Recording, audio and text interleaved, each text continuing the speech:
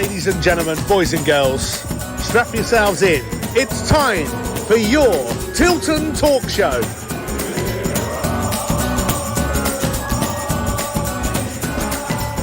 We are the lads from the Tilton. We'll support you till the end of the day. We're so happy following the blues. We love you, what more can we say? Birmingham's the team, down at St Andrews. We are all supporters of our team. The chant of Super Blues, ringing all around. Now all you blue boys know what we mean. We are the lads from the Tilton. We'll support you till the end of the day. We're so happy following the blues. We love you, what more can we say? Let's see you in the cup, singing our song, helping and sharing the load. It's worth the point of goal when we sing together. We're there at the end of the road. We are the lads from the Tilton. We'll support you till the end of the day. We're so happy following the blues. We love you, what more can we say? We have a team that's tops here at St Andrews. They're gonna give us what we're longing for. It's Birmingham forever, let's hear it from the stand. So come on city, sing this song once more. We are the lads from the Tilton. We'll support you till the end of the day. We're so happy. Are you all right, Nick? Ladies and gentlemen, welcome to the Tilton Talk Show. It's Monday evening. It's 6:30 through till God knows what time, because I can't remember now, because you've made it all strange for me, because I've always, the patter has been there for years, and now it's all changed. 6:30 through till 8, ladies and gentlemen. We'll be with you talking about Birmingham City Football Club, anything to do with the Blues, and we are, of course, sponsored by Boylesports, principal sponsor of Birmingham City Football Club. Thank you very much, and I'm going to introduce you to the team tonight. Chairman of the board, Mr. One and only Alan Watton. Woo, woo, woo. Happy regards from the sunny Sussex seaside. Ooh, seaside. Lots of S's in there, wasn't Sussex there? seaside. Lots of S's in there, Alan, wasn't there? Yeah. Okay. Mr. Fix, I don't know if he's got his microphone on. I think it's a little red nod. Oh, no, it's there. He hasn't got his blue sky anymore. Look at him. He's out in the grey. Hey, the one and only Craig Courtney. Yeah, I know. Look, it's a bit of cloud this time, but yeah, welcome all. Yeah. And congratulations to Mark Andrew Adams, 17 years married to that lovely wife of yours, mate. God bless you both. And you're still suffering from the old Rona, I hear. So get well soon. You won't be at the game tonight. If anybody sees him at the game tomorrow, keep away. Yeah, just keep away. That's just drop you in it, isn't it, kid? Hey. I'll keep away. Mark Adams, ladies and gents. Evening, everybody. Right. Can I just say, though, we're not married. We're living in sin. Yeah, we're not married. Oh. I need to be sure. You wait till Jesus finds out. Yeah, the baby Jesus. You wait till the wrath of Jesus comes down upon you. Forgive us, Mary. Forgive us. We have sinned. Our resident savant, the one and only Mr. Paul Hipkiss. Evening all. Evening. Yeah. Is that it? Can't be asked. Good evening all. Or should we say, here's looking at you, kid? Ooh. Should we say what? Here's looking at you, kid. He's still got a beard. It's growing longer and longer. He is going to be Father Christmas come the 25th of December. Oh, that's my birthday. I've never mentioned it. What have I? No, he's going to be Santa Claus. I promise you, he's going to be, because there's no way we're going to go 10 unbeaten. Not looking like that, mate. So the one and only. He's got his bucket ready under the desk in case he gets caught a bit short. Ladies and gents, my old mate Chrissy Bro. Good evening. Oh, that's better. Now, do you think you can go the whole evening, Chris, without doing it? No. Nick, we've got the first Oh, question right. of the evening. I've got to raise it now, just while it's fresh in my mind. But there's a bit of a poll that wants to know if people think that Chris Browne actually looks like George Clooney. Linda said no. George Clooney. Hang on. Hang on. George Clooney, eh? George Clooney. It's more like one of the Dingles off Emmerdale. I was thinking Action Man. All right, I won't go there. I was going to interject there, but I really won't. I probably should, ladies and gentlemen. There you go. Right, okay. So it's no win for the lose over the weekend and a game tomorrow night. Now, did anybody go to the match? Well, no, I watched it on telly. Watch it on telly, Craig. Yeah, totally. Watto. Too far. I Working. watched it after I knew the results. Ah, okay. Well, I was working. I'm working every Saturday at the minute, so you struggle. But there you go. Right, those that did watch it, what was your opinion, Mark? I'll have you first, mate. I think it was just a throwback to last season. We looked pretty toothless, pretty blunt. For me, man of the match was Ruddy, and that says it all. Because if your goal is your man of the match, it speaks volumes that you've been under the cosh. We just looked completely clueless in the middle. The young lads, the game, overrid them. There wasn't a lot of positives. Well, the only positive really is that Norwich lost there by the same score, and they're fresh down from the Prem. But I'm not going to slate the manager yet. I mean, it's far too early. I'm not going to slate anyone. It's just very disappointing, and it was a wake-up call as well. Looking at the Huddersfield game the week before, we looked sharp. We looked on the ball. We took the game. Well, I don't quite get why there's such a disparity week by week. It's very odd. I mean, especially. I mean, I know we lost on the penalties in the cup game, but even so, it's quite positive. And then all of a sudden, the outcry on social media. We're going to be in the bottom this year. We go down. It's just. I think everyone just needs to take a deep breath and relax a little bit. How many deep breaths did they take last week when we were top of the league? Yeah. Let's put this to everybody. I mean, you would have taken 4 points from 3 games at the beginning of the season. Definitely, Chris. Yeah. Definitely. Cardiff are no mugs. They're a good footballing side. We went down to see them, was it the year before last? Whenever Linda gave me that poncho, I can't remember. Probably pre-COVID. And they were a good side then, and they're still a good side now. And we have got quite possibly not as good a side as we had last year, and that hurts. Just to add to it, though, the refereeing has a lot to be desired. It's awful. 2 terrible decisions. Firstly, Cardiff deserved a penalty. There's absolutely no doubt in it. We should have had one as well. But some of for me, jumping on a little bit of the I'm going to give the card for the sake of giving the card during the game. He actually spoilt it a little bit because he brandished them too early. So it then put a little bit of a stop on what should have been some of those sharp tackles that people like to see. And from both teams, wasn't just Birmingham. There were some dire decisions for Cardiff as well. That'd be controversial. Yeah, of course. Please. The one on Hogan wasn't a penalty for me. And I say that without my Blues hat on, obviously, but I just think it was a coming together. I don't think he deserved to be booked for diving. There's no way he dived.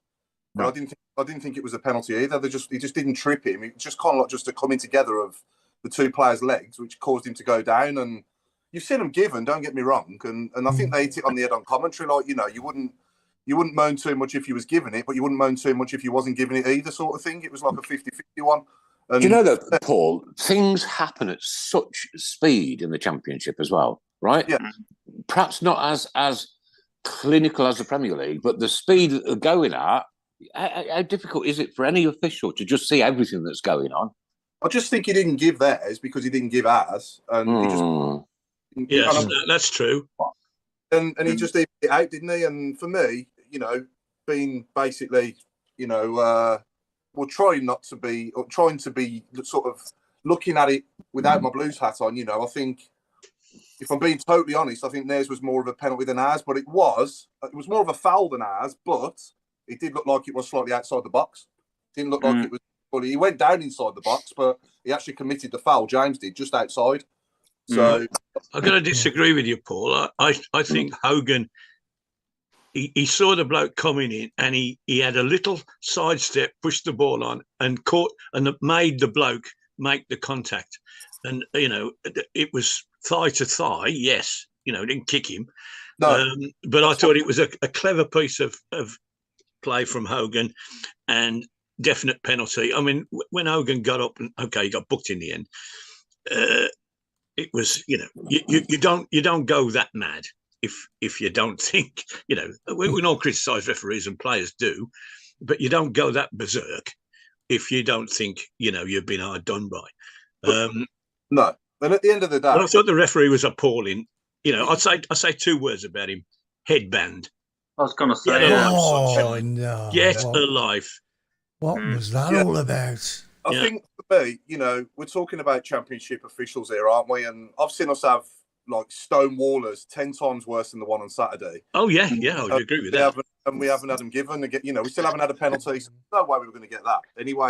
The thing is though, Paul, right? The championship, to win the championship or to go up through the playoffs in the championship is the biggest prize in football around the world. We should have top quality referees making decisions on the pitch for these kind of games. Well, for every game. Yeah. And if they can't do that, then we have VAR in the championship to help them. Yeah. We should, yeah. Do we think that would have been given then with VAR? Do you think he would have been asked to go and check it and then sort of overturned his decision? Is that what you think? Because I'm not so sure. No? I don't know. Well, that's what that's inside now. We'll never know.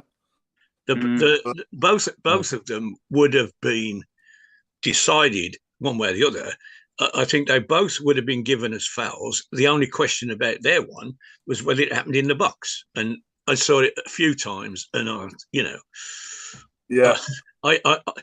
think again I'm looking slightly through rose-tinted glasses, thinking he was when the first contact was made, he was outside the box, but he was by the time he'd finished pushing him, he was inside the box. So that could have gone either way, but there's only a VAR would have. It would depend what he gave. If he'd have given a free kick, and they would have probably supported him in that. If he'd have given a penalty, they'd have probably supported him in that. As he gave nothing, well, we can only guess, can't we? Yeah, we can. Yeah, quick straw poll, people out there. VAR in the championship. All answer right is yes or no. 5 minutes. VAR in the championship, yes or no. Try and catch them up, somebody, because I've got no access to. No, they've already started. All right, mate. Nice. Yeah. Bear in mind while you're thinking about it, last season we'd have been at least 8 points better off with it, in my opinion. 8 points. I reckon 8 points. Yeah, I reckon 8 points. That's going up material, isn't it? I think we'd have been about probably 17th instead of 18th or whatever. Yeah, we'd have well clear of relegation, worries. Yeah. Michael Wood says yes, it would. Pete Taylor says yes. Asher Ray says yes. And Michael Wood says both would have had a pen. Yeah, Paul Lilly says no. Yes. Paul Lilly, no. Mike Hoadley, yes. Carl Williams, yes. Trevor Priest, yes. So it's overwhelmingly yes at the minute, then, isn't it? It is. Yeah. Yeah, but we've got the facilities in the championship. I'm not a fan. Yeah. I'm far from a fan of VAR though. That's the only thing for me. It's interpretation of another person looking at a camera. It still comes down to the fact of the ultimate referee sitting behind that screen has got to make the decision whether it was or wasn't a foul. I have a simple solution. What is the point? You're either paying I have a simple pitch or solution, paying them behind the TV. I have a simple solution. The VAR team is made up of me, you, Watto, Chris Browne, Paul Hipcris, and Mark Adams. It's very simple. The solution is there. Look, a problem is just an answer without a solution, and I've just solved the problem. Why don't they listen to me? I think, to be honest, now they've changed it, haven't they? So they get asked to go and check the monitor, don't they? Nobody makes a decision for the ref. They advise them to go and check just double check what they've given, and then it gets overturned. Like West Ham's penalty yesterday at Forest, that wasn't given originally. And then obviously he was asked to go and check it after their player had dived and made a brilliant save with his. That kind of thing is what it's great for, because without it, you're getting ridiculous decisions like that. And with it, you're getting more right decisions than wrong decisions, in my opinion, anyway. That's true. I just think that players are walking off the pitch and fans are going home, having won or lost the game more fair and square with it than without it. And all I do know is that I wish we had it in Cardiff in 2001. I get that, Paul. Right, but we've got people travelling from Birmingham and further afield to Cardiff, spending their incredibly hard-earned money in incredibly horrible, hard times, right? Still trying to support their football clubs, and they can't get it right. No. But the speed, like you said, though, Nick, the speed of the game now, it's fast, and especially in the Prem as well. Obviously, it's even faster in the Prem, but the Championship's quick as well. And it just helps. It's like saying we should use an A to Z now instead of a sat nav, innit? Or you know what I mean, or Waze or Google Maps. You know what I mean? You're going to use technology to help you to get somewhere easier, and that's exactly what it is. Oh God! No, I'm not laughing at you, Paul. I promise you. It's just when you come out with that analogy, you can't go backwards. The A to Z. I think that's a good analogy. Ordnance survey. That's what we're still doing in the Championship. We're using an A to Z when we could be using like a sat nav instead. Yeah, no, I totally agree with you, 100%. Sorry, I just you come out with the A to Z, and I thought it was hilarious, brilliant. An A to Z with a hairband. Just quickly say good evening to Michael Hill, who's watching us on YouTube, all the way from South Africa. Hello, Michael, mate. How you doing? I can't do South Africa accent. You can do South Africa. South Africans talk like this, a little bit of kind of like, South Africa. Not through their nose, not like I'm talking now, but... Sorry, Nick. For me, this 3-5-2, I can't stand it. I can't stand it. 4-4-2. 4-4. Do you remember when Alex McLeish was playing that system, right? And then we shouted, and the whole ground was going 4-4-2. And he changed it, and we won the chuffing game. Yeah, he's playing 4-2-3-1 a lot of the time, when he and 4-3-3 as well. But yeah, I think for me personally, it's not fair on Maxime Poland. He's a right back. He's not a right wing back. It's not fair on. It's not fair on to the other side. One can't really defend and got caught out. I mean, the goal was so avoidable. The lad who played the pass, there was nobody anywhere near him. We've got to be closer than that off the ball. And then, also, it's not fair to the supporters, mate, who are paying the money. Yeah, and then the guy who runs through the back, obviously, Pacheta, is just in no man's land, and he doesn't even know he's there. And it's not. It's so hard to defend and attack in one position. And then obviously Colin loses his man on the other side, and he's got to tap in when the ball comes across. So it was almost 3 errors, one after the other, wasn't it? Really. But they were by far the better team. They had the better chances throughout the whole game, and we did have the odd sniff here and there, didn't we? But we never really posed a massive threat on them, did we? And that's what's. There's nothing happening up front, was there? Any Cardiff, I'm starting to hate it as an away ground because we always lose there. Yeah, I know. Never seen us win there. Nah, it's not on the new ground. Right? No, but it's I don't know. It's I mean, to be fair to Cardiff, I think they'll have a good season. I think looking at top 8, I think. Yeah. Adam Walsh here. This obsession with 3-5-2 is a night to watch. Yeah. Just buy fullbacks and wingers. Yeah, absolutely. Couldn't agree with you more, Adam. Yeah, I completely agree. And Maxime Colin is so much better at right back than right wing back. Bit of stat out here. Cardiff's 3 games previously to us, they beat Norwich 1-0. They lost 2-1 at Reading. They lost 3-0 at home to Portsmouth. Now, Norwich, that looks like a good result. Where are Norwich in the table? They're bottom. Right? So us going there, I'm thinking, we got to get something here, surely. And we didn't. And we never looked like getting anything. And that's what, I'm the world's worst, I'm up. We win a game, I'm up here, and when we lose, I'm down. I don't mind admitting it. And I've sat, thinking about this for 48 hours. And we suddenly lose a key player. Now, Woods wasn't in the team this time last year, suddenly he's been elevated to our key player, and then we lose him. Yeah. Well, he was the one, wasn't he, Alan? He was the one who pulled the strings, really. He got the ball and got Exactly. Yeah. Exactly. And we've got a 19-year-old lad in his place. You know, not going to have a go at him. No. He worked his nuts off, but he wasn't a Ryan Woods, was he? Now, there's a lot of Is that another word for socks? Pardon? Is that another word for socks? Sorry, what did I say? Nuts. Oh, nuts, yes. Yeah. Peanut or I don't mind. Dry roasted, please. I never really disliked Woods at all. No. I mean, we there's talk about is getting a player in who might just overcome, somebody else to get the ball to the wide people and the front two, because we didn't have that Saturday. Nobody made a pass forward. The couple of chances we did create were flick-ons, big long balls, flick on, and away we go. Yeah. And we never got a shot in. They were good chances. We never got a shot in. One good tackle and Hogan in the first half, and the foul, not foul, whatever. He never got a shot in, did he? No. Good point here from Ray Hobro. Sorry, 11 versus 11. You know who you're marking or marking when it kicks off. Forget formation.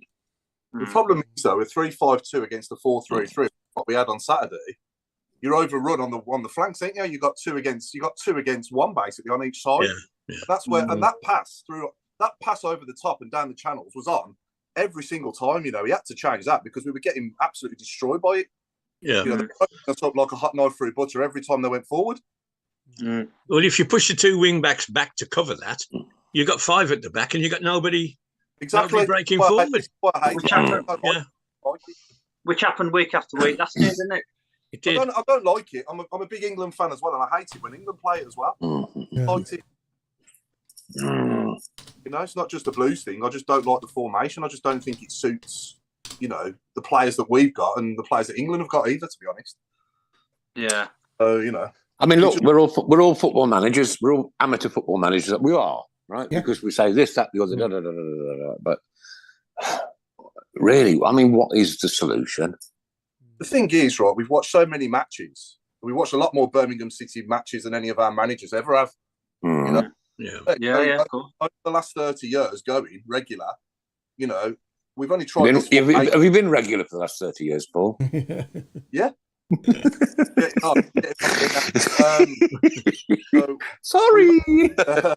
We've only started to try this formation really since Zola came in, haven't we? It didn't work then, and it don't work now. So stop it and change it. Nick, it did work. It worked against Huddersfield. We were phenomenal against Huddersfield playing that formation. And I think it does come down to the teams that you're playing and how they set up against you. Totally agree. Yeah. It's not there for every single game. And 4-4-2 on Saturday would have been perfect because it would have combated what was going on and the way Cardiff got forwards. However, against teams that are like the likes of Huddersfield and, Watford play 3-5-2. So tomorrow night, what are we going to do? I think we should be doing the same again. Yeah. Sorry, Nick. No, carry on, mate. Mick Greaves, Blues have two quality wingers with Graham and Plachetta, 4-4-2, please. I'm with 100%. Sorry, Paul, to jump in. Does anyone know why Graham wasn't even on the bench on Saturday? No. I mentioned. I hope we're not offloading him as well because he can deliver a ball. He's got quality. That's what I'm worried about. I've started to warm to. I think a lot of people have started to warm to Jordan, and he wasn't even on the bench. So I'm just wondering what feels like we're going in the bargain basement here. We're trying to get rid of players, that we've got and replace with players that ain't as good as what we had. And that was certainly the case with Ryan Woods on Saturday. I know the kid Chang is only a young kid and he's still learning his trade, obviously, and I don't want to be too hard on him, but he just wasn't quite ready for Cardiff away, was he? And do you think it's that we've stopped shopping at Fortnum and Mason and now we're like at Poundland? I don't even think we're at Poundland, Nick. Really? I think we're still at Aldi's. I don't think we've jumped to. Don't knock out. They're building one here at the minute. I love Chris, if there are any players available in those little metal racks when I go in on the first time I buy them. Yeah. I mean, the kid Chang in the second half, he showed a bit of quality, didn't he, on the ball? He got a few touches here and there and did quite well. And we cut him open in the first half with a lovely move, didn't we, when Hogan went through. It was a good challenge by their player, to be fair. It was. And who's to say he wouldn't have buried that? Who knows? But, we're showing signs of doing good things, but... Sorry, Pete Dennis just said we're rifling through skips outside a building site. Oh dear. Can I just say there is a bit of an elephant in the room regarding you calling me Deeney. that? What's people's views on Deeney? I think I'm. Go on, Alan. Okay. Going to get an hour out of him every week. Good, bad, or indifferent. He's never going to finish the games. But there's nobody giving him anything to work off. He's a quality player. Okay, he's 30 odd, whatever. But he's still got his football brain, and he's still got those, the old saying, the first yard of your pace is up here. Still got that. But not down there. I'm looking. What apart from one flick on, and that stupid referee he beat the bloke perfectly, and the stupid referee gave a free kick. But nobody's feeding him anything. They didn't let Bakuna get balls into the box because they jumped on him every time he got near it. And if you're the chief scout of Cardiff City, you've watched Birmingham's last 3 games, which they will have done. They come to we've got to stop this bloke, and it made it even easier. Not having any support from Woods made it even easier for them to close him down because they didn't have to run around trying to stop the other guy closing down. So what I mean. And it happens every year. We start a new manager and a new team every year, and we have a little bit of a gut start. And all the scouts say, see, Birmingham had a good start. Yeah, let's have a look. We're playing them next week. Bump. That's the problem. It was the same with Chong Tahi Chong last year. Yeah, Pamela Allsop very poor since he's joined us. That's right. Ran riot at Luton. Next game, I think we drew at home, because whoever had been watching... Do we start him tomorrow then, Alan? Who? Troy. Do we start him tomorrow? Well, what's the alternative? What's the alternative? I was going to say the same. To be honest, Nick, I would against his old team. He's going to be, fired up. Well, Djukovic is the alternative, isn't he? But I think he gives us a lot of. Obviously, puts his heart and soul into the shirt. Then he works hard, certainly off the ball, because that's what he's spending most of the time doing, isn't it? He's working off the ball. He's not got a lot of service in there. But I think I think he could come really good for us if we get the right players around him. But what's worrying me is obviously we haven't got any funds, have we, to do anything? And in this formation, he's a bit isolated up there with Hogan, isn't he? Like he was on Saturday a bit. And I just think if we'd have had Harry Kane up there, to be honest, on Saturday, it wouldn't have made much difference. Wouldn't have made no difference. There's a couple of comments that have come in, which I think sum it up beautifully. And the first one was from Paul Lillo. You've got to give Cardiff credit because they marked us in the game and pressed us into mistakes. And Mike Woods, it's really true. Cardiff, as he put it, bluesed us. I saw they got it spot on. They got what we wanted and we should actually have been doing. Sorry, Craig. Most games are won and lost in midfield, aren't they? And we were completely outclassed and outbattled and outfought in midfield. They completely steamrolled us in midfield, and we just couldn't get the ball. So, Paul, what do we do to shore that up tomorrow night and to prevent Watford? What if putting us certainly well into the bottom half of the league again? If Bailey Gardner aren't fit tomorrow night, then go and get Ryan Woods back from Hull, cancel the transfer, and put the shirt back on him and put him out there tomorrow night. That's what I say, because otherwise we couldn't have a bad problem again. Yeah. I mean, I must admit, for Chang to get 2 games in a row like that, good little player, but very young, and I was surprised to see him start on Saturday. How old is he, Mark? He's 18, isn't he? 18, yeah. 18. Because we're missing Gardner as well. Gardner could slot into that spot. He's fit now as well, isn't he? Well, hopefully they might send him Fit out. or match fit, though, Chris, there's a big old difference out there. Yeah. You know? Well, if you read my article last week, I'd have questioned that. Do these guys not train? Are they not running to the ground every day? You know, mind you, it should be a relief, not a burden. You know? Alan, I'm sure Chris Browne runs his staff into the ground. I do, yeah.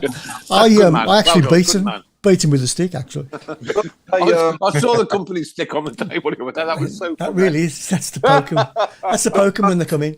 Going back to the young lads from the academy, I've got to give Josh Williams credit because he looked really good when he came. I was just about to say that. He looked really good. Mark Brooks mentioning it here, and great point. He's got pace. He's got trickery. He looks like he's got. And don't get me wrong, I'm not being too critical on Chang. I just think it was a big ask. Big ask, yeah. 2 games, yeah. Then again, Paul, we'll get a youngster like that, right? He'll come in, he'll play 6 blinders, and somebody will go, "Hey, I'm having you, son." Well, Birmingham City, because we've got no money and no resources. We just go, yeah. Well, we're in a good position, Nick, because at the end of the day, they've all just signed contracts, and we are not a buying club. We are a selling club. So if somebody comes along, for whoever it is, with silly money, we are not going to turn it down. We can't afford to turn it down. Craig, do you think, Craig, it was silly money for anyone we bought? No, help me out here, people. I don't know. Harry Maguire. No, went to no. Trevor Francis. No, went to Germany. Tarantino. Bellingham. Yeah. Do I think Bellingham was silly money? Silly money for Bellingham. He's going to go probably for about 125 million. Yeah, but that's what I'm saying. Why couldn't we just hold him for another year? Because we wouldn't have got it. We don't have the funds. He's the best player by a country mile I've ever seen from our academy in my life. Obviously, Trevor was before my time, but there's no way we could have kept him. He was the best player on the by a mile against the team that were top of the league that season. Never mind anybody else. Did anybody see the fact that our academy was number 1 ranked in the EFL and 6th in the country? Yeah, pretty good.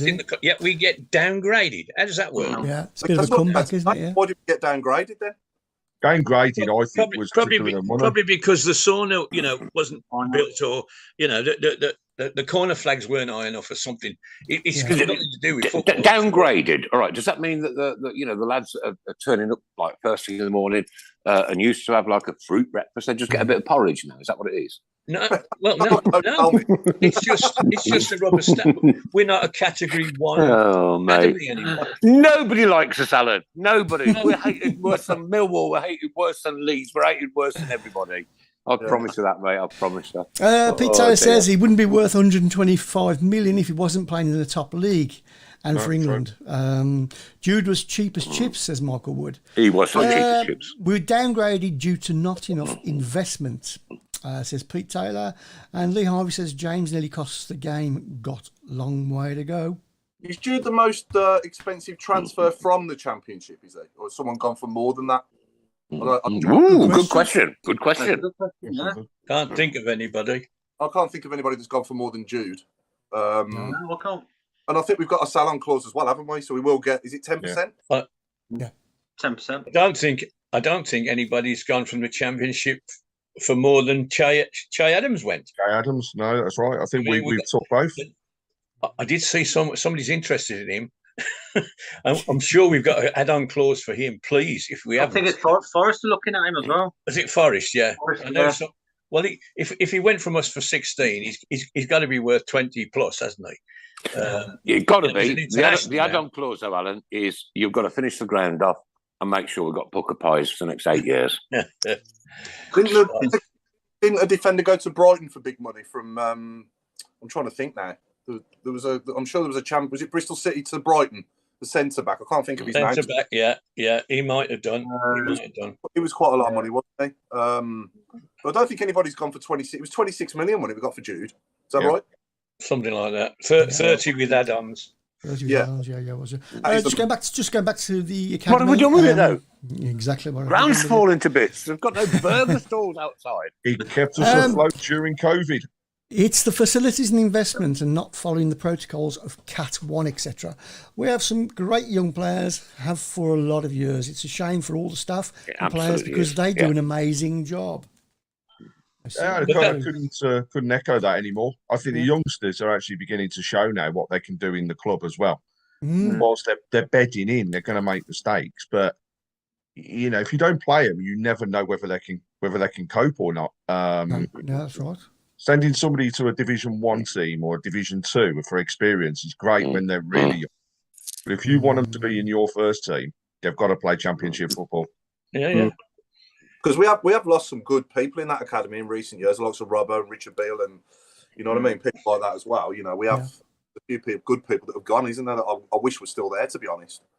The business about this, you know, lacking in investment. It's like it's easy to say. Oh, Birmingham aren't putting enough money in. What's this money not going into? It's not going into. It's not. There's nothing wrong with our player development. There's nothing wrong with the people who coach. So the investment can only be in facilities, and that facilities could mean anything. You know, we've got a super training ground.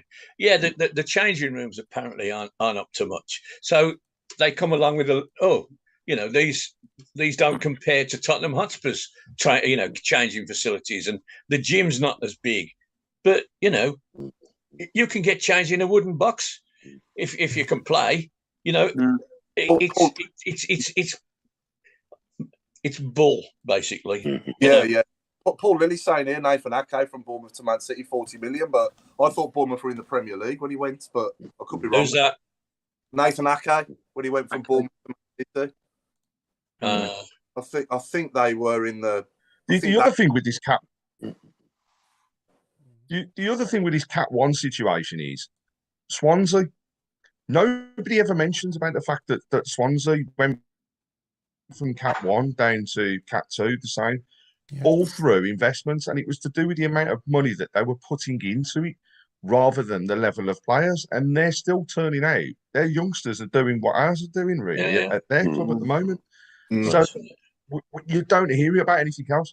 And to be honest, if it was going to cost us 3 or 4 million quid to stay in Cat 1, or we went Cat 2 and played some of our players, I'd much prefer to keep the 3 or 4 million quid and play the players. I agree. I mean, what a mess football is out. What a mess. You're right. I will say though, if they pull this off and they get rid of the higher earners and they can make us better, you know, on players on money for, you know, freebies and the odd loan. And, you know, if we can climb up the league doing this, then I'll take my hat off to them, you know, because let's face it, we have thrown money at it, haven't we, obviously, in recent years, and we haven't been any better off anyway. So they might as well offload the players that are on the higher wages and try and get other players. You know, you can get 2 or 3 players in for the same wage as one of our players, can't you? And give that a go and see how we go. Well, we do say, I mean, we say every week, don't we, Paul? We keep saying it. You don't need to spend a fortune in the Championship to get into the playoff places. No. You know, you don't need to spend a fortune. Obviously, it helps to have a bit of money, but a lot of people think you have to throw a fortune at it. You don't have to. If you're clever, you can zoom up the league with, you know, bargain basement signing, the freebies and all the rest of it. All right, who's got the boots? Who's still got the boots? Because I sure haven't. I think that's where a good manager comes in, isn't it, Mark? Yeah, pretty much like when we had Bruce first time round. Yeah, a manager of people. Yeah. And, can I just say 2 words? Manchester United. Yeah. Great example. Going on there? There's a great. Sorry. You know, they're bottom of the Premier League, and that squad's worth 1.2 billion, is it? Well, they spent crazy money. They spent 1.2. Sorry, they've spent 1.2 billion in the last 10 years, and they're bottom of the Premier League. Yeah. So you know, we spent £4.63 and 2 Booker pies. They won't finish bottom, obviously, but you know, let's have a laugh while we can. Paul, there's no giving in football. No way. I remember in the 70s when they got relegated, mate, and it was the funniest day of my life. I promise you. It's quite funny how they're favourites to be like in the top 6, and Norwich are favourites to be you know, in the playoffs and upwards in the Champions, at the bottom of each league at the moment. Yeah. I think Man United are in some trouble. I do. Well, yeah, I do. Financially as well. It makes me laugh though when you put Talk Sport on and you hear their fans whinging away in their Cockney accents. Yeah. You know, and it's like, you know, at the end of the day, you want to try. You know, if you think, you know, you don't, half of them don't even know the way to Old Trafford. No, that's right. Yeah. No. I agree. Ray says, people ask where the money from Bellingham went, but wages alone would have took most of his transfer, plus would need to pay off some loans to creditors. Yeah. And just on the, you know, we'll talk about high earners going out the door. How much people reading into the post from Etheridge's wife in regards to getting boxes ready to move house again? Because I personally, you know, you might just be moving house and people are putting two together and making fun. Well, he's just had a new. Okay, look, you're in the profile, you're in the public domain. Please refrain from making comments like that, because I think it just winds everybody up. It gets people going, and it's destructive. Right? If Neil Etheridge is moving, if Neil Etheridge is moving from where he is to a nicer property next door, she should shut her mouth. So what? We think Etheridge is on more money than Ruddy. Don't know. Yes. Ooh, I would say so. Absolutely. And I've read that he's part of his contract. If he plays X number of games, obviously he missed a lot last year. If he reaches an X number of games, he's got to have a rise. So that's why he's in the team. You know, we did it with the other one that we had from Brighton. You know, his wages were ridiculous, and then we just stopped playing him because we couldn't afford to pay him. Yeah. Chris Browne, can I ask you a question? Of course, can. Yep. Yeah, right. Okay. So communicating. This is season 12 of the Tilton Talk Show, isn't it? Cheers. Season 12, right? So that means I've been turning up, not through COVID and this and the other, every week for 12 years. Yeah? I've had a rise. I had a bag of wasabi peas once and a piece of toast. I think that goes back to what I was just saying about offloading players on bigger money and bringing other players in on less. And I think Ruddy for Etheridge is a good reply. They're both good goalkeepers, but I do think Ruddy edges it for me. And you know, if you can get Ruddy for 12 grand a week less than Etheridge, for example, then you know it's good business, isn't it? He looks very confident, doesn't he? Very confident player. Yeah, on the ball. Absolutely. Wags, shut your mouth, Wags. Like nothing to do with you, right? Oh no, it's a difficult one. That's a difficult one because you know you've got your own personal social network sites, and I get this, right? Anybody got any boxes for? I get it because like that happens to like average people in the street, normal people that are up and down here. But if you knew Etheridge's wife and you're on that much money, I think you could go out and buy a few boxes, couldn't you, sweetheart? Probably. You've got to take a lot of these things with a pinch of. I mean, we're all thinking where's Woods gone? You know, we've got a 19-year-old in it. You know, the world's coming to an end, and then we find out that the reason he's gone is because we're going to replace him with somebody who may cost us a bit less, may cost us the same, but he's a better player. And this secrecy, you know, why didn't he just come out and say, well, he's going there? And we've got our eye on somebody else to take his place. And then I wouldn't have had 48 hours of thinking, oh, bloody hell, where are we going to get a team from on Tuesday? Because we got 2 or 3 injuries and we got no centre halves and we got no midfield players and we've got 3 strikers, or most of whom are they're all over 30, aren't they? Alan, have you actually been awake for 48 hours thinking about tomorrow night? Not awake, but you know, what do I dream about? What do I dream about, mate? When do you think? I know what I'm really dreaming about. I can go out in the sun now because it's too hot. What? Stop your moaning! Stop it now! I'm not do moaning. not moan. No, do not moan about. Then it's not a heat wave. Do you know why it's not a heat wave? you know what? There's global warming. Do you know why? Because we called this summer when we were children. It was summer. Yeah. I couldn't agree more. Ray! I umpired a cricket match on Saturday, and I was on my feet in 35 degrees for 6 hours, right? And I was right, okay. So that means so Sunday I spent most of the time in bed. Well, you're an umpire, Alan. You're an umpire. Yeah. Umpire. The match went its full length, and no time off. We had drinks intervals. We had water breaks. I finished up having 2 or 3 pints of lager afterwards just to get me. And I in that 6.5 hours, I never peed once. Well done. So that's how dehydrated I was. Not that you noticed. Here we go. So Etheridge apparently on 19k a week. 19k a week, Etheridge. Oof. So let's say Rud's on 10, then there's $9,000 a week saved, don't they? Almost double, isn't it?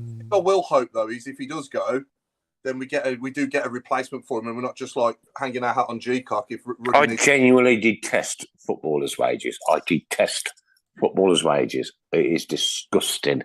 Like what is going on in the world at the minute with food banks and this, that, and the other. And you get people like that are earning stupid, ridiculous amounts of money. It is a disgrace. It's a disgusting blur on our I'm going to say the same national game. The same for Bielik as well. And I hope we're not just hanging our hat on Bielik to play that defensive midfield role because, as good as he is when he plays, he's good, but he's just injury prone, and that's the problem. Injury record, yeah. It's terrible, really, isn't very, it? very. But we do need this might be a bit contended. Dave Twine says, the worst player I've ever seen down stands. Former Birmingham City midfielder Michael Sanjosi has announced his retirement from football. Yeah. He was 33. He wasn't the worst. He wasn't as bad as Czech Endoy. Oh no! Right, leave my Czech alone. Yeah. He'd probably be next to him though in my worst 11. But I don't think he was as bad. He was bad. I'll give him that though. He was bad. Yeah, he was bad. Yeah. I saw that. He has played though at a high level, and he's played for Spain. Yeah. He's played, in La Liga as well. Yeah. So I just don't think the Championship suited his game, did it? It was a bit too physical for him and too fast as well, probably. I just hope the club will have a testimonial for him. Retire his shirt. Mark, going back to the academy, Mark Meredith says, we have the best academy players in the league by far. And players we brought in through in my lifetime, Redmond, Jude, Butland, are all great, are all Premier League players and played internationally. They're just 4 of a massive list of good young players. This is just a small part of our club being destroyed in Hong Kong. We've had some great players, haven't we, that have gone? Haven't we just? We have, but how many of them would we realistically have held on to? None of them. None of them. They were all going whether we were in financial trouble or not. Yeah. Craig, though, if I go back to the 70s, we held on to players back then. And they were paid a pittance. I think it was more of a, We was more of a level playing field where we were desperate for money all the time. When we had Francis, we didn't have to sell Francis because we were broke. No.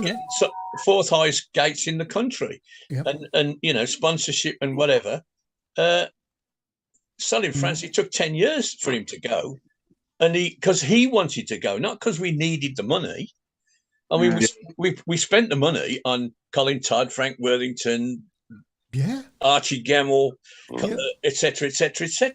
And of course, that didn't work, did it? They didn't produce what we wanted. So the £1 million went down the drain, really. Yeah. But we weren't suddenly bankrupt. I think also, Alan, there wasn't as many rich clubs, was there? There was more of a level playing field then. Yeah, there wasn't rich clubs. Yeah, it's the difference. Money talks. I think Stephen Gels just made a really good point, and it's that it's not always the players and the clubs that are fleecing the clubs for money. Actually, a lot of it has to do with the agents nowadays. I detest agents. Definitely. Yeah. All right, I've got one local to me here. Listen to the show sometimes, and I told him straight to his face. I said, "You're the scourge of football." Anyway, Craig, you got the squad game ready? Sorry, Paul. Are you trying to prevent me from getting garroted and killed tonight? There.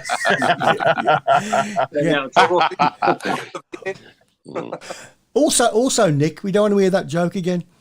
Which one? Oh, yeah. The one you told 2 weeks on the trot.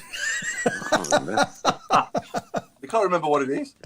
When he's on the motorway and Oh, yeah, Patrick just be on the left-hand Yeah, side. we don't want to hear that one again, right?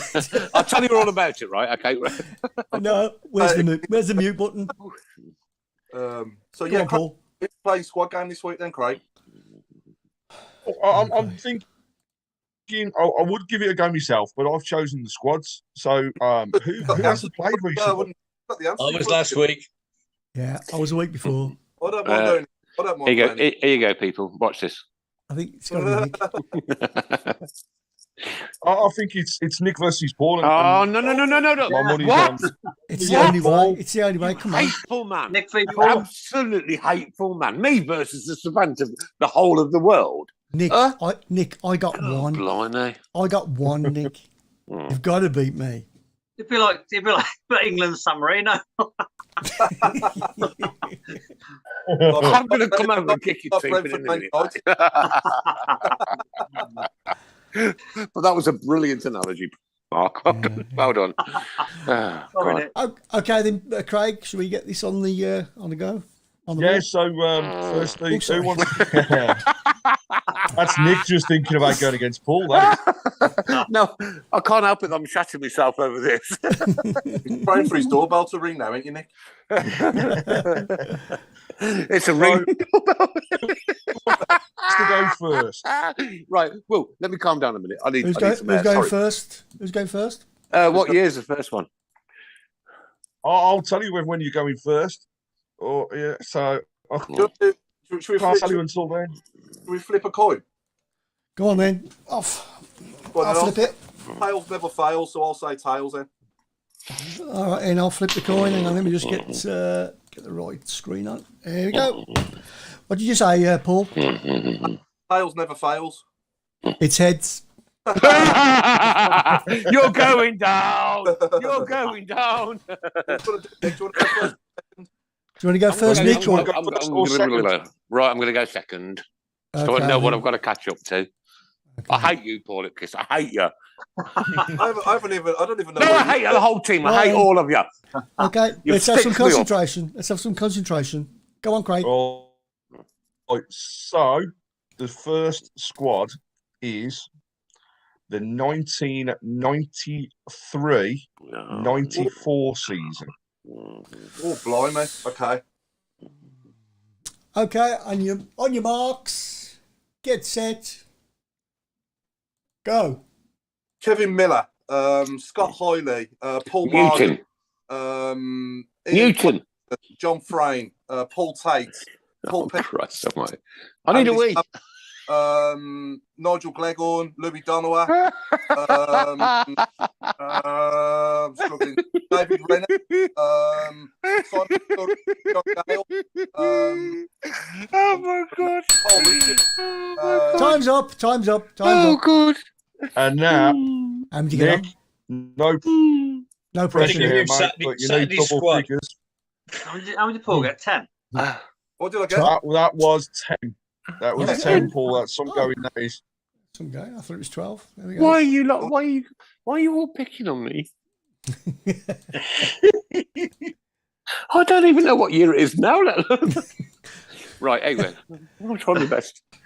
Right, hands free, so I'm not googling. Yep. Go on then. Yeah. So, Nick, Sharon's doing it for him. your year is 1998 to 99. I've got absolutely no chance. And your marks, get set, go. Chris Browne, Paul Hipkiss, Howard Kendall, George Best. I ain't got a clue. I just haven't got a clue. It was a playoff year. You rat man, you stitch me up proper. I think Trevor Francis's team. Nigel- Nigel Gleghorn, Trevor Francis, Steve Bruce. I've got He's one. been I've every got team. one. hasn't he? Go on. You got 4 seconds. 4, 3, 2, 1. Chris, I don't even know what time I got up this morning. Did he get any? He scored the 0 that came before the 1. So unfortunately, well done. none there, Nick. But That puts him at the bottom. yeah, I at think, least you got the 0, Nick. Yeah, well done. Do you know what? It's a taking part the games. We've had half that team on the show, Nick. Mate, I promise you guys, I promise you, my memory is just incomplete. That's it. A few that you could have shouted out. So, Ian Bennett, but I hope, though, Craig, I hope it was like 10 out of 10 for entertainment value, because I'm an entertainer rather than a questionnaire. No, it wasn't. No. You tried. But it is fair to say. I said that with Kendall. Kendall. He must be nearly 100 now. Go on, Craig. Oh, brilliant. Go on, Craig. We've had, when we look at that particular squad for that season, you've had Ian Bennett on the show. We've had Jerry Gill, Martin Granger, Michael Johnson, Darren Purse. We've also had Brian Hughes. We've had Martin O'Connor, Dealey Adebola, Nicky Forster. So, like you say, half of that squad's been on the show. Yeah. Poor. Nothing poor, just poor. Problem is, I can't remember any of the interviews. What interviews? And now we move on to 11, don't we? We want a centre half now, the first centre back. So far we got Colin Doyle in goal and Jerry Gill. Not being funny, Paul, but I just wanted the internet to go down then. Crack on, kid. So right back in goal we got Colin Doyle, right back we got Jerry Gill. So we need a centre back now, don't we? The first right-sided centre half to go next to Jerry Gill. Yeah. Okay, so I'll just explain to everybody. This is our underrated 11. Our underrated. We've got the goalkeeper and we've got a right back, haven't we? Yeah. That's all we got so far, isn't it? Yeah. And these are the players that you think didn't quite get the credit that they deserved when they wore a blue shirt. You know, they performed well, but didn't quite get the credit that they deserved. I've got one player in mind who, as a player, certainly was never underrated, but as a centre half, which he only did in emergencies, he never got the credit that he deserved, and that was Gary Rowett. Yeah, he was a great player. He was. As a centre half, people never gave him much credit for that, but he was as good a centre half as we've ever had, probably, in the probably dozen games that he played there. Yeah. A couple of people have shouted out for Paul Marden. Yeah, I just saw that. Yeah. Can I just throw one in there? I know he left under a cloud, but I thought Vince Overson was fantastic. Yeah. He's a giant. He was. I'll tell you who rarely gets mentioned, and he didn't play many games, but he was absolutely outstanding in the League Cup final, and that was Martin Jurek. Yes. Yeah. That one tackle on that Bobby Moore tackle the first half. Amazing. It was the closest thing I ever saw to Kenny Cunningham. He reminded me of him, the way he ran and everything. He wasn't as good of it, but he just reminded me of him. Obviously, you can't say Roger Johnson because he was outstanding. You know, he gets the credit he deserves, doesn't he? Holdsworth, for me, is going to be worth a shout. David Holdsworth, okay. Yeah, I liked him. Yeah. What about Joyedy? Yeah, good shout. What about Michael Morrison? Did he get the credit? Yeah, good one. Joyedy is the only Birmingham player to win 100 international caps. Is that right? Yeah. Really? Okay. What do you mean, Paul, is that right? Don't you know this? Crying out loud. What kind of a bloke are you, mate? He knows nothing. He knows absolutely nothing. Dave Twine says John Roberts. Mark Brooks says Mathewson.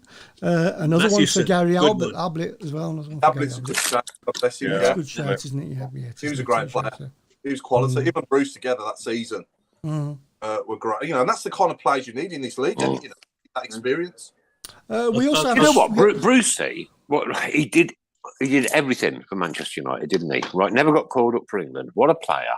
What an absolute legend of a player. Yeah, and then to never get that call up.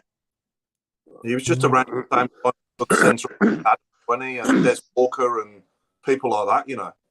Yeah. We do have a Stewart's inquiry regarding Nick's 1 to 11, Craig. Apparently, have I scored 11? Apparently, he did say Brucey.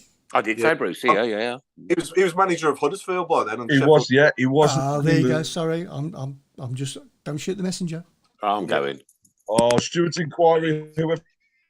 I'm not going to say who it is. I'm not going to say who it is. They might be embarrassed.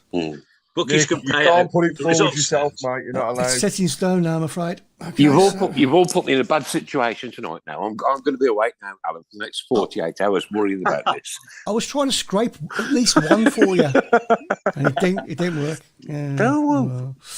Yeah, Gary Ablett's another one for Gary Ablett. Gary, you know what? Gary player. Ablett. Wow. You saw them streaks of black hair. You knew that Ablett was going to take you out, mate. I promise you. Brilliant player. Met him in W.H. Smith's Birmingham International Trade Station, says Pete Taylor.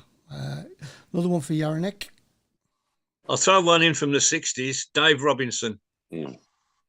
Yeah. Okay, I don't remember, but there we go. Isn't that like the orange juice makers? Made his debut against the lot from down the road in a 4-0 win. Oh, that'll do. Then he's a hero. Is that underrated enough? No, it's automatic hero. Michael Johnson. Would we say Michael Johnson was underrated? Yeah. Well, you know what? I would, Chris, because there was a player who gave everything. Every game. I thought he was every rated. game. Yeah. He gave everything. Jono was absolutely top draw. Definitely. I do think good player. Servo, didn't he? He was in, his pictures up on the wall in the Legends Lounge, isn't it? Yeah, My definitely. picture's going to be my picture's going to be in the Legends Lounge next week for only losing by 10. Yeah. I don't think pictures up on the Legends Lounge, do you? No. David Davis, anyone? Yeah, not centre half though. Not centre half, yeah. Not really, no. Are we talking Digger? We are. That one that he did against from up the road puts him there for me. Yeah. The one that Paul mentioned earlier in the quiz, in that narrow win over Nick. I told you earlier I'll kick your teeth in. I will be over. I don't know whether you live in Coventry, Birmingham, or where, but I'll just sit somewhere in the street and wait for you. That was David Rennie. Yeah, great player. Yeah. I'm sorry, but we have Stuart's inquiry number 2 regarding Nick's failed attempt. You're a bunch of cheats. You're a bunch of cheats. Apparently, no, a certain person saying he started that season for us. That certain person's causing trouble. And is he doing it on purpose? Yeah, I'm paying that certain person a lot of money. Shut up. You can't scrape that one for you at all, can we? Dave Twine was a great name to put out there. Gary Breen. Yeah, great player again. Yeah. Gary Breen. Yeah, Bruce, he played for us in 96-97 and 97-98. And then at the end of that season, he went, didn't he? He had a 2-year contract, didn't he, if I remember? Did. Yeah. He went to Sheffield United as player manager, didn't he? Yeah, he went to Sheffield United then the following season as player manager. Right. Who came in? Right. I was in Mallorca playing a game of pool at the time, right? When I got to hear that Steve Bruce had signed for Birmingham City, along with the lad from Chelsea, what was his name? Paul Furlong, yeah. And another one. Gary Ablett. Ablett signed at the same time. 3 of them, right?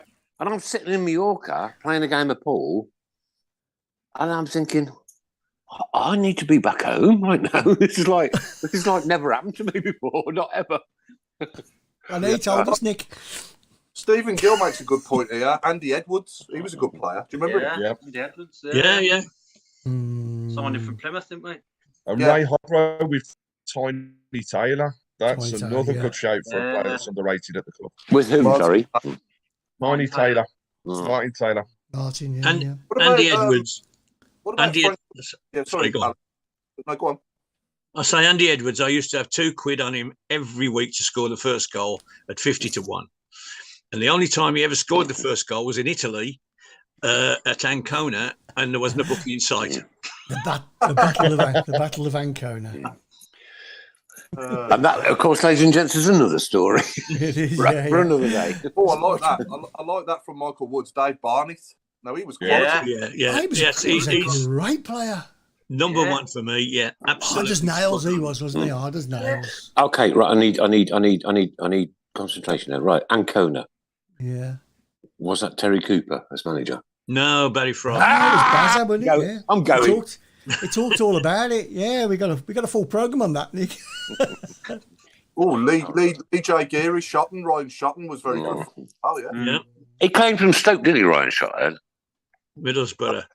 I think. Yeah, right. He played for Stoke, didn't he, Ryan Shotton? Yeah. Hey! Well done, Nick. If you went through enough teams, I'm sure you'd get it. I'm so sorry. Genuinely, guys, it's not my fault. It's just the way my head's built. That's it. Your talents are on the way. You know the areas, mate. You're a Alan, front man. we can't all be good at everything. You're a front man. Stick to it. Nick, you've got the memory of a paperclip. What about Ridgewell from Adam Walsh? Ridgewell. For me, Ridgewell was. I wasn't sure about him at centre half, but left back he was really good. Left back he was top. Chipped in a few goals, well, didn't he? Yeah. It's fair to say, based on the numbers, it's well, Ablett's well ahead. Yeah. Gary Ablett. God bless you. Rest in peace, sunshine. Yeah. Wow. Another one for Vince Everson, actually, as well. Who must be closing in. And there's another one just coming for Dave Barnett as well. Yeah. As well. Keep him coming for Dave. He signed for West Brom out of Parks Football. Did he? Yeah, because I know the team he played for. He literally went from Sunday morning football to the Albion, and then we signed him later on. Yeah. We signed him from Barney, didn't we? Barney. Look, picture this, right? You're a human being, yeah? And you've got a wife and perhaps one or two children and struggling to pay your bills and looking at that. And you say to your missus, look, I'm going to have to play football. And she goes, well, yeah, it's going to cost petrol. It's going to... And then a week later, you're playing for West Bromwich Albion. That is off the scale, mad, isn't it? Yeah.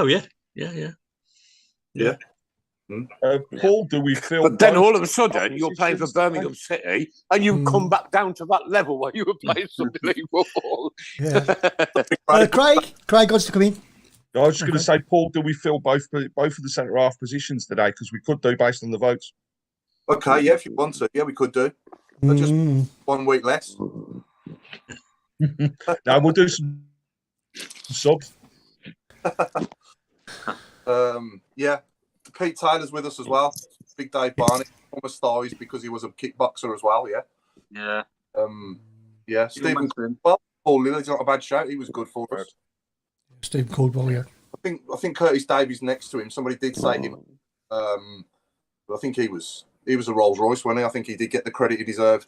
Yeah, he did. Yeah, and you know what? You see Curtis on Sky Sports, and you go, "No, he's been on the Tilton Talk show." Yeah. Get in. Trevor Mathewson says Ray. Trevor Mathewson was a great player, a real proper hard nut. He would go in for anything. Mathewson and Martin at the back. Yeah. So should we do both then, or should we just do one? I think we should just do the one and then do it next week. Yeah, no, do the one, Paul, because we'll have to go through the subs, won't we? Yeah. Do the one, because in 10 weeks' time we'll have nothing else to talk about. And then we'll probably go for an underrated manager as well. Oh, it's going to be interesting, isn't it? Right, okay, leave that underrated captain. We'll do the week after we've got the 11. Underrated manager. We'll do the week after that. Alex McLeish. Oi, after. Bearded. Yeah. We can do the underrated squad thing as well. Yeah. Underrated supporter. Underrated ball boy. Underrated toilet. Yeah. Underrated pie. Underrated female supporter, Linda. We'll count the votes up at the end then for one, Craig. Is that all right? Oh my God, this is crispy. Right, I've got to say a massive thank you to the lovely Linda, our auntie Linda. She came over for the weekend, Friday and Saturday, and you owe some money?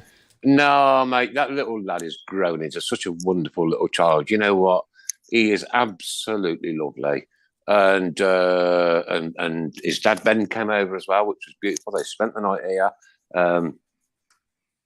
We had a great time. Unfortunately, I had to go to work early Saturday morning last week. You know, we could have made a couple of days of it. But Linda, thank you so much. Like, wow, you're so welcome here anytime. I promise you, you've done so much for all the charities and for Jack and Hashtag Jack's got friends. Yeah. We all remember that, of course. Everyone at Excessive Blues, actually, they've all done. Fantastic They're just lovely, lovely people, Chris. They are Absolutely fantastic. love them. Yeah. Here's a fantastic question. Yeah. The underrated Tilton talk show guest. Underrated. It's going to be difficult, actually. What? Oh, God, we've got to offend somebody. Well, it depends, actually. Some people Actually, no, it's underrated, not overrated, isn't it? Underrated, It's not bad, is it? Yeah. We have had some guests on that I thought, this ain't going to be that. And they've turned out, wow. And that's one of the best shows ever. Absolutely. Chris, Haven't they? Some of the stories. I remember all of them. Yeah. I tell you what, for me, I think it took us a while to get Nicky Eden, because Nicky Eden was a bit, I wouldn't say he was nervous, but I don't think he'd ever done anything like this before, had he? And, it took us a good sort of 15, 20 minutes to get him going, but when we did get him going, he was great. And a great sense of humour, so dry. His sense of humour, hadn't he? So hasn't he? He's a funny bloke, actually. Right. He is very funny. Wow, sorry. I'm having so many back spasms. My one is going to be Robbie Savage. And the reason it's going to be Robbie Savage is because everybody was going to rip him a new piece of his backside. Yeah. And then when he came on and humbly bowed down and said, it wasn't right. I wasn't a man. I did it wrong. I'm sorry. Yeah. But the only reason I moved was because of my childhood hero, who was Mark Hughes. You. I knew that. It was my childhood hero. And he said it was 10 grand a week. Well, what would you do? Exactly. Right? I think that show panned out better than I thought it was going to pan out. That's what I mean, yeah. Nobody ripped him after that. Everybody just joined in with the show, right? And we're asking him questions. We're having the crack, having the laugh. And he turned around and said, the only thing I would love to do, and I'm probably never going to be able to do this, is walk on to St Andrews and turn around and clap each and every single one of you, because you are superb. You're superb. Paul Devlin was listening, and I hope Paul's listening tonight, because this hasn't happened yet. Paul said, I'll get it sorted. I'll organise it. Yeah. Ricky Otto was an amazing... and this is a great nomination from Michael Woods. Michael Woods? he had a nightmare at squad game as well, didn't he? He did. Yeah, he did. Yeah. Chris, just on the Excessive Blues side of things, so I'll do a shout out based on today's message, if that's all right. Go on, Our friends at Excessive Blues have teamed up with other sponsors of the club, especially for the ladies in Zoo. And they have very kindly donated tickets for games at St Andrews against any of the teams for the ladies across the rest of this season for us to give away. So we have 4 tickets for each of the women's games, and we'll be looking at ways to distribute those. Let's not forget, first game this coming Sunday. So they've had a great pre-season, unbeaten. Let's see if they can go on a promotion push now. So thank you to Excessive Chris Browne, really important now. Brilliant. Okay, where are the 2 tickets going to this week from our wonderful sponsors? We can't tell you that, Nick. Why? It's a secret. Why? Because it's a secret. The game's on tomorrow. We can't. We can't. They know they're going. Yeah. Okay, that's fair enough. As long as like it's been sorted and organised. No, it's all sorted, and we have to. And we have to thank Hollywood Monster for all the good work. Monster. Absolutely Superb. Fantastic. Yeah. What a place! So if people don't know, we in conjunction with Hollywood Monster, we give away 2 tickets to which have been supplied by Hollywood Monster. Really important that we say that, yeah. God, yeah. To a lot of unfortunate people who wouldn't necessarily get to go to a game. So thank you to Hollywood Monster for that. Fantastic, brilliant. We're really well appreciated. No, And obviously, some of the stories we've had have been so touching. You know, it's going to people that really wouldn't have been able to go to the game. So it's a massive thing. Also gets people back into St Andrews, you know, so it's a great thing overall. So well done, everyone, as well. I want to give your nephew a shout out, Chris, because I'm travelling 6 hours there, round trip to watch the match tomorrow night from holiday. To leave holiday, and he's getting the train journey 3 hours there, 3 hours back. Must be where he is, but that's a long way, isn't it? Watch a game. Who's that? Oliver. Oh, Oliver, yeah, 6 hours round trip, yeah. Yeah. Stephen Gill said, Anne Catherine Berger will always be my favourite interview on the Talk Show. Underrated interview, Marcello. Anne Catherine Berger, what an amazing woman. You know, overcoming cancer, not only over beating cancer, getting back on the football field, and Mr. Fun missed that penalty against her. Michael Woods here says Wayne Ellington was brilliant, but I think he means Wayne Alcock. Wayne Alcock.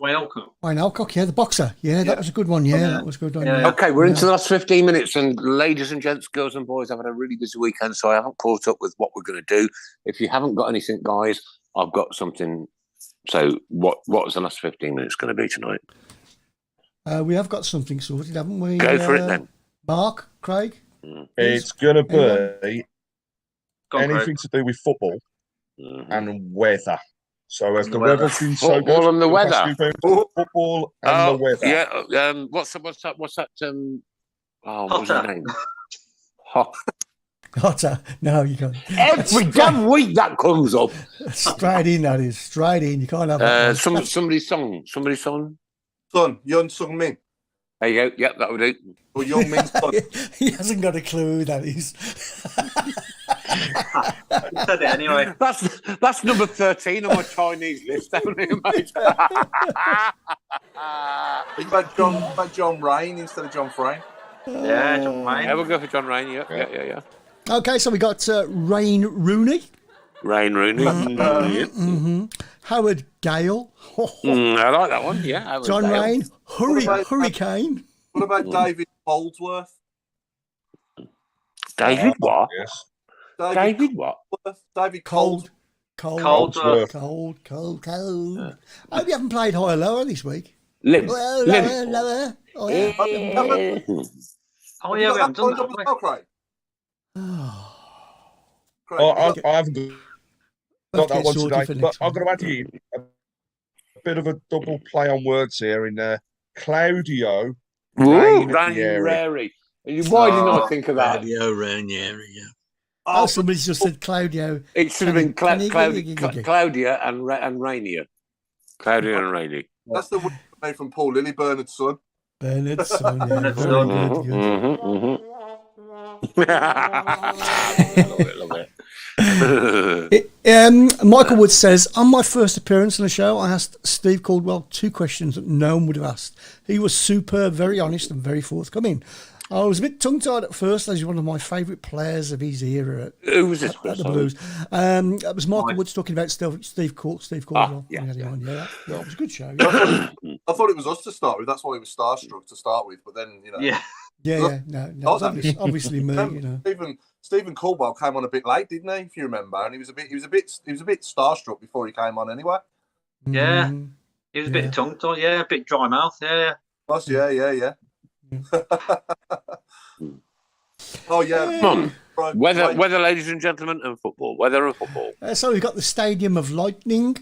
Oh. Andy Cold. We've got Bernard's son again. Lee Damp. In the middle of our goal. Lee Damp. In Steve the middle Kitten. of our cold. Eric 10 Wetbag. Wetback. What the bejesus was that one? Is that a fish? Snow Gallagher. Snow Gallagher. I actually quite like that. I quite like that. Yeah.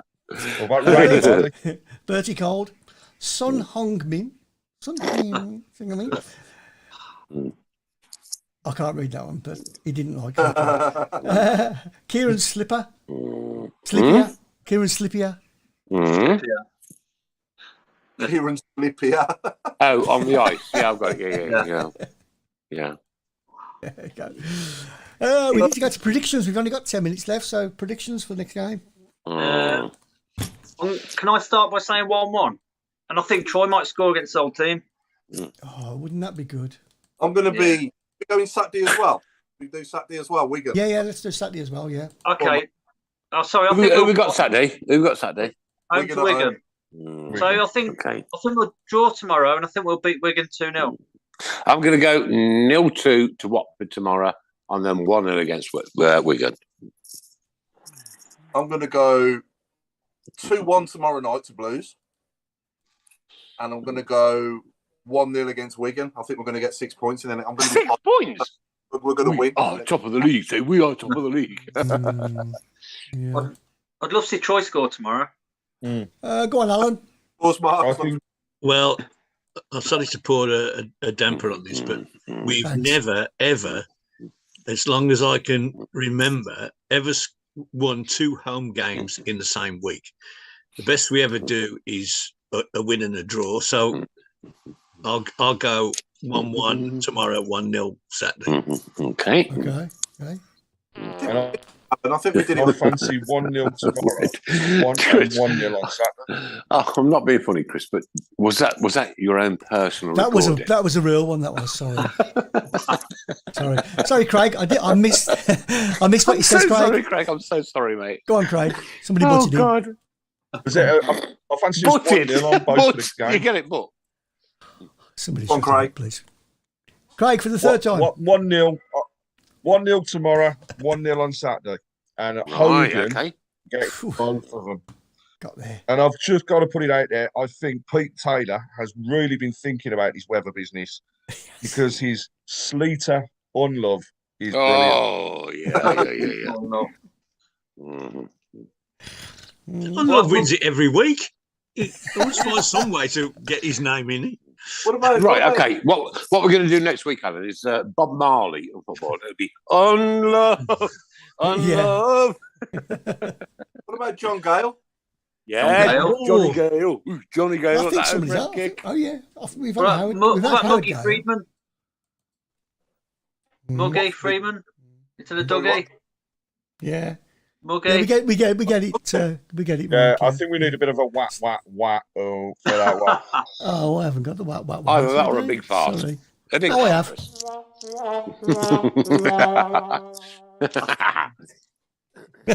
I like this one. This is a cracker. Vince Overcast Sun. Somebody has actually sat down and thought about that with a pen and paper. Yeah. No, Otter is banned. I'm sorry. The word JOTA is banned. Andy Cold. We've got Barry Hailstones, Bruno Martins Windy, Sunjahai. There you go. What about David Sullivan? Yeah. Yeah, I like that one. Yeah, didn't make me wet myself. I like no, mate. No, pretty poor actually. In fact, it was rubbish. You could say David and Ralph Cold as well, couldn't you? Instead of Gold. Oh, you could, yes.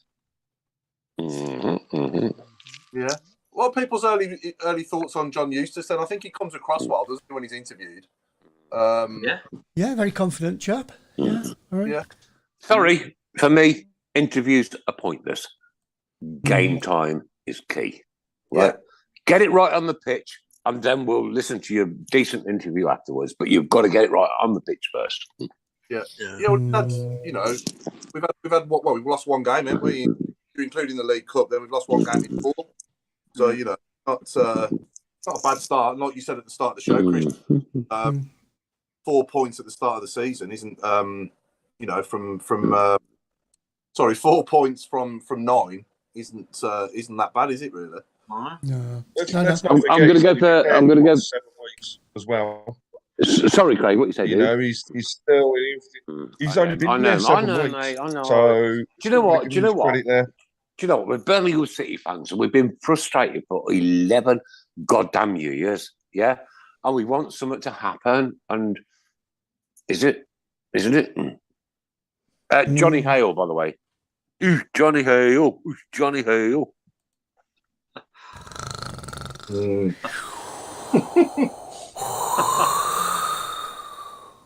That's tumbleweed, that was. Right, Chris, what does Alan think about the beard? She ain't Whose noticed. beard? She ain't noticed. Oh, Chrissy. Really? Yeah. What beard? Oh! Yeah, we could have our, I just whitewashed my face. you both leave them for a while. You could have do your own like ZZ Top tribute act. Or Yeah. She's got legs. I know, yeah.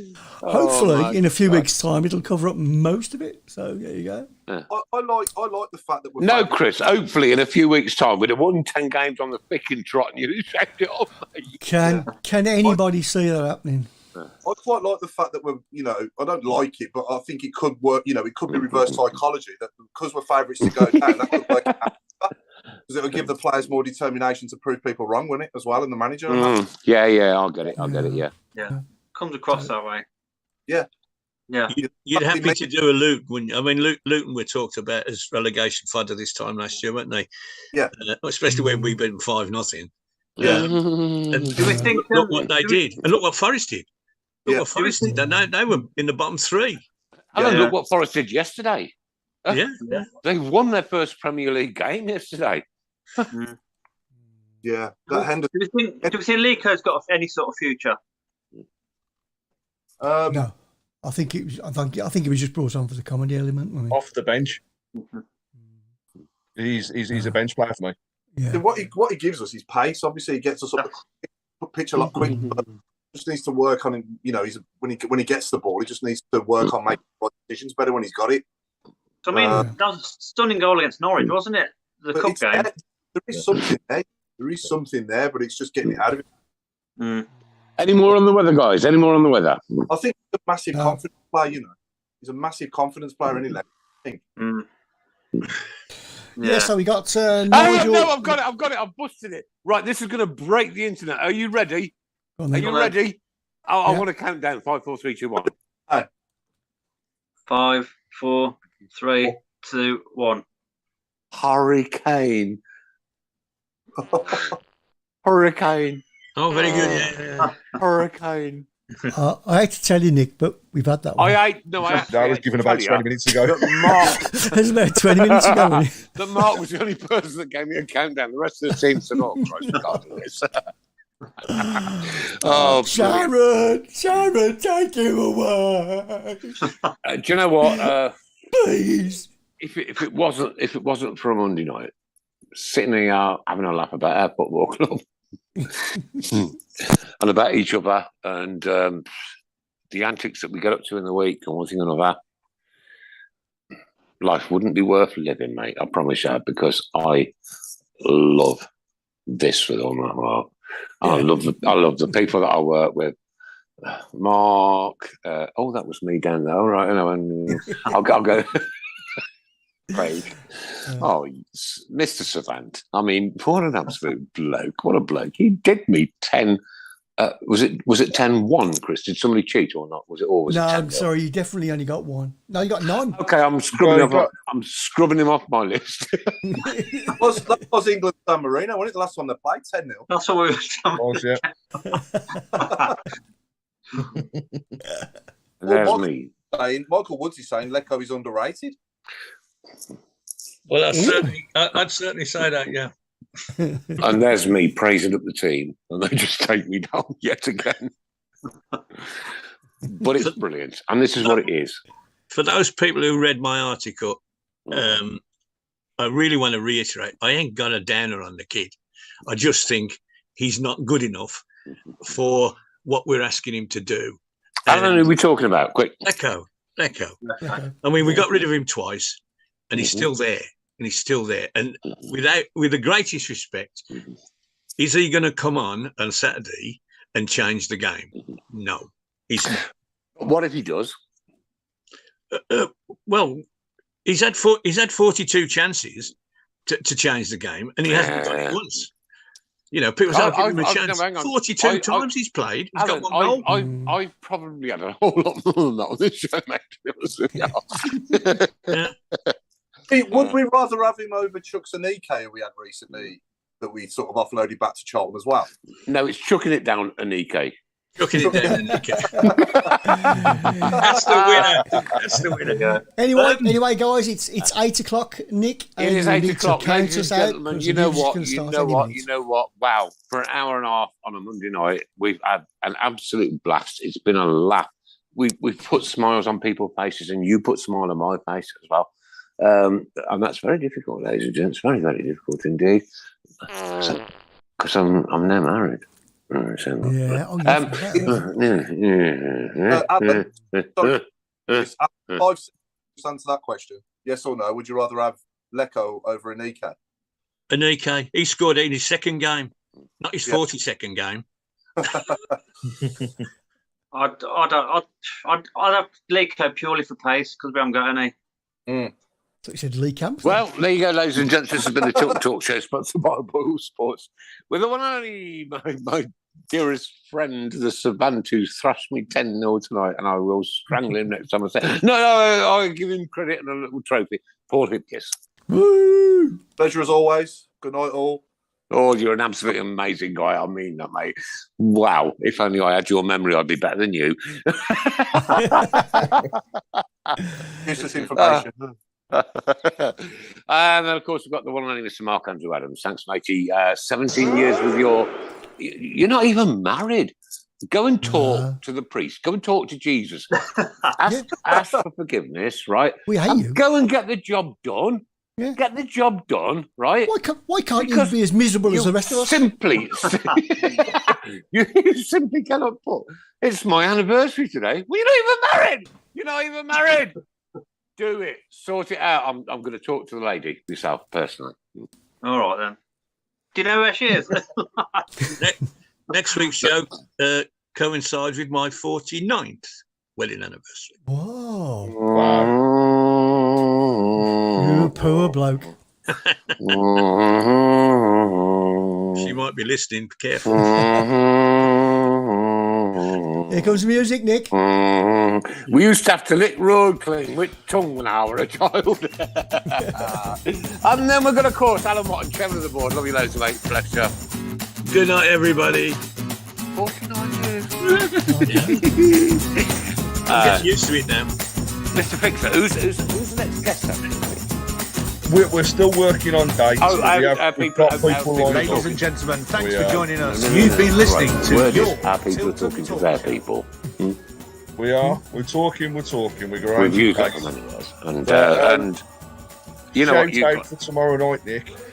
Good friend of the show who's joined us on a couple of occasions. Ricky Otto's on the pitch pre the game and also at half time. So let's support him down at St Andrews. Absolutely. Yeah, too right. And well, you know what? 1, 2, 3, 4. There's 5 images there, and I'm not a blokey bloke. I don't play golf. But these guys, I promise you, are the best friends I have in life, along with Auntie Linda, Little Jack, and all of those special, beautiful people down the blues. Chris Browne. Good evening. He hasn't done it. Round of applause. Well done, Chris. You've done it. A whole night. But I guarantee he has used the bucket. Ladies and gents, what an absolute pleasure to do this with these people as well. Just absolutely amazing.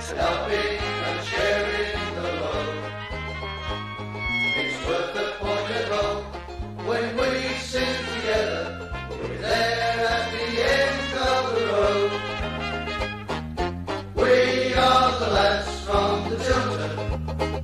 We'll support you till the end of the day.